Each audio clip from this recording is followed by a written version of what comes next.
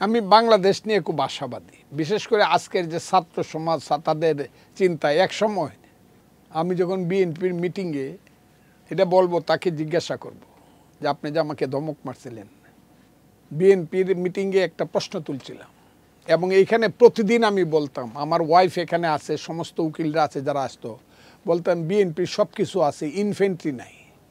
Infantry কি? Infantry হলো এই দেশের ইনফেন্ট্রি হলো ছাত্ররা। 52, 46, 47, 52, 64, 69, 70, 71, 90 সব করছে ছাত্ররা আন্দোলন। বিএনপির ইনফেন্ট্রি নাই। এই কথাটা আমি যখন বিএনপির অফিসে, গুলশান অফিসে তুলছিলাম, যারা, আমি তো তুলছি নিচের থেকে, আর যারা স্টেজে বসে তুলো, একজন আমাকে ধমক মারে খুলো, আপনি খালি প্রত্যেক দিন এই কথা কন। এটা বললো প্রত্যেক দিন। আমি কিন্তু প্রত্যেক দিনে একই কথা কইছি, প্রত্যেক দিন এই কথা কন। আপনি জানেন ছেলেরা সারাদিন মোবাইল টিপে আর রাতের বেলা সজাগ থেকে দিনের বেলা ঘুমায়, এদেরকে দিয়ে আন্দোলনে আশা করেন আপনি? বিএনপির নেতা বলছে আমাকে, যদি বলেন আমি নামটা বলে দিতে পারবো, বলবো না, উনি অনেক বড় নেতা। এবং তারেক রহমান সাহেব স্কাইপিতে হেবার চলে, তখন উনি ওনাকে লিগেলি দিত না সরকার, কিন্তু উনি বৈশা ছিলেন। আমি খুব কষ্ট পাইছিলাম, কিন্তু আমার কথাটা এই প্রমাণিত হয়েছে এবং প্রতিষ্ঠিত হয়েছে, ইনফেন্ট্রিরা এলো মূল ব্যাপার যুদ্ধের। ছাত্র ছিল না বলে বিএনপি ফেল করছে। কারণ বিএনপির 10 লাখ লোকের মিটিং যখন 27 মিনিটে ভাঙিয়ে দিল 28 অক্টোবর 2023 সন, পরের দিন আর 10,000 লোক বাইরে অনুর ক্ষমতা বিএনপির ছিল না, বা বাইরেও নাই, ক্ষমতা ছিল কিনা আমি জানি না। কাজে ছাত্র যুবকদের যে শক্তি, সেই শক্তির প্রতি আমি শ্রদ্ধাশীল, তাদের চরিত্রের প্রতি আমি অনেক বেশি সম্মান প্রদর্শন করছি এখন পর্যন্ত। ইউনূস সাহেবের নেতৃত্বের ব্যাপারে আমার কোনো ধরনের সন্দেহ নেই, কিন্তু দীর্ঘদিন এটা চালানো যাবে না।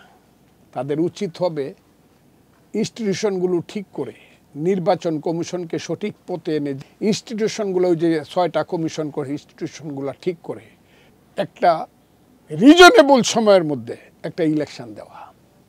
সেই ইলেকশনে অনেকে বলে ছাত্ররা, কালকেও দেখলাম ছাত্ররা দল করবে, ছাত্র নেতারা দল করবে, অনেকে দেখলাম অন্য করুক, শত ফুল ফুটতে দাও, না হলে তো বাগান হবে না, শত ফুল ফুটতে দাও, সবাই আসুক, জনগণ যাবে, ভোটাররা যাবে, সেন্টারে ভোট দিবে, নির্ভয়ে ভোট দিতে হবে।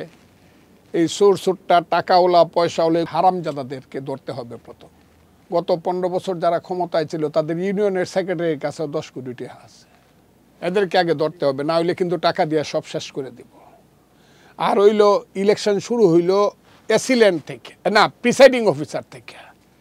গত 3 বার যারা প্রিসাইডিং অফিসার থাইকা, স্কুলের হেডমাস্টার, কলেজের টিচার অথবা কোনো সরকারি কর্মচারী, এই বুতামে টিপ দিলে পরেই, এটাই আমার শেষ কথা আমি বলতে, বুতামে টিপ দিলে পরে এদের নামগুলো আসবে, এরা কারা, এদেরকে চিহ্নিত করে জীবনে যাতে তারা ইলেকশন সেন্টারের কাছে না যেতে পারে তার ব্যবস্থা। কারণ একবার যে চুরি করে সে আবার করবে, একবার মদ খায়, এদের অভ্যাস হয়েছে, সে মদ দেখলে পরে যতই আল্লাহর নামে কসম কাটুক এমনি খাইতে ইচ্ছা করবো।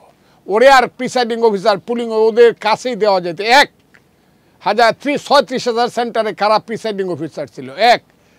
গত 3 বার কারা বিনা ভোটে এমপি হয়েছে এবং এমপি হওয়ার পথে সহায়তা করছে, তাদের ব্যাপারটা করে রেড মার্ক দিয়ে রাখতে হবে, দেখি কে আয়, দেখি কত ভোট পাইছিলে।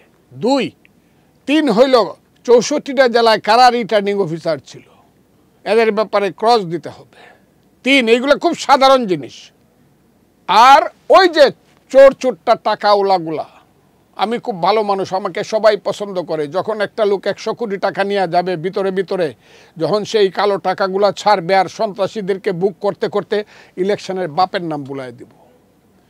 কাজে কালো টাকা যাতে নির্বাচনে প্রভাব ফেলতে না পারে, তার আগে ওই হারামজাদাগুলাকে ধরতে হবে, যারা এই দেশটাকে লুট করে মানুষের ভাগ্যকে ডাকাতি করছে, আমার সন্তানের ভাগ্যকে যারা প্রতারিত করছে এবং আমার সন্তানের ভাগ্যকে যারা চিরদিনের জন্য অন্ধকারে ডুবাই দিছে, ওই টাকা লুটকারী চোরটাগুলাকে ধরতে হবে। আমি এই কথাগুলো এই কারণে বলি, আমি শেষ পর্যন্ত, মৃত্যু পর্যন্ত এই কথাগুলো বলবো। অনেক আছে ওই যে অ্যাসিস্ট্যান্ট সেক্রেটারি, সিনিয়র সেক্রেটারি, আমার কথাগুলো খারাপ লাগে, এই তারা কারা এই দেশের, তাদের বাড়িঘরেরও হিসাব নেওয়া দরকার, আমারটাও নেও। আমি ফজলুর রহমান, আমি আমাকে টেন্ডার করতেছি, আমার কি আছে আমারটা নেও, তারপরে হিসাব দাও তোমরা। আমার বয়স তো 77 বছর, 42 বছর যাবৎ হাইকোর্টে উকালতি করি, আমারটা নেও আগে। আমার বউ উকালতি করে, আমার ছেলে ব্যারিস্টার, মেয়ে ওয়ার্ল্ড ব্যাংকে চাকরি করে, আমার কি আছে দেখো আগে, তোমারটা দেও আগে দেখি। এরা খুব রাগ করে। চোরটাগুলা এই দেশে 60 লাখ লোক ছাউনি ছাড়া খোলা আকাশের নিচে ঘুমায়, আর চোরটা সবগুলার বাগান বাড়ি আছে, এগুলোর ধরতে হবে। দৈরে একটা ফেয়ার ইলেকশন দিবে, লোকটা ভোট দিবে, সেই ভোটটা সঠিকভাবে গণা হবে, মেজরিটি পায় যে এমপি হবে তারা আসবে পার্লামেন্টে, তারা দেশ চালাবে, মেজরিটি সরকার। সেইখানে আমার দলরে যদি মানুষ মেজরিটি দেয়, আমার দেশ নেত্রী বেগম খালেদা জিয়ার নেতৃত্বে বিএনপিকে যদি মেজরিটি দেয়, আমার নেতা তারেক রহমানের নেতৃত্বে যদি মেজরিটি দেয় বিএনপিকে, আমি মানুষের প্রতি কৃতজ্ঞ থাকব। আর মানুষ যদি মনে করে অন্য কাউকে দিবে আরও তারা ভালো হবে, দল করতেছে করুক, আমি তাদেরকে অভিনন্দন জানাব। খুব সোজা হিসাব, এখানেই দেশ যাবে এবং এখানেই দেশের মুক্তি। এছাড়া কোনো মুক্তি আছে বলে আমি মনে করি না। যদি কেউ মনে করে যে ওয়ার্ডারে দেশ চলবে না, ওয়ার্ডারে দেশ চলবে না, কিছুদিন পরে ওয়ার্ডার আটকে দেব, আদেশে দেশ চলবে না। দেশ চলবে ডিসিশনে, সিদ্ধান্তে, এবং সেই সিদ্ধান্তটা হবে পার্লামেন্টে মেজরিটি দিয়ে এইভাবে। এবং আমি দেশ সম্পর্কে সাংঘাতিক আশাবাদী, নতুন প্রজন্ম সম্পর্কে, আমার ছাত্রনেতা, সমন্বয়ক সবার সম্পর্কে এখন পর্যন্ত আমি সাংঘাতিক আশাবাদী। তারা পারবে এই দেশটাকে সঠিকভাবে চালাতে, আমি এটা মনে করি।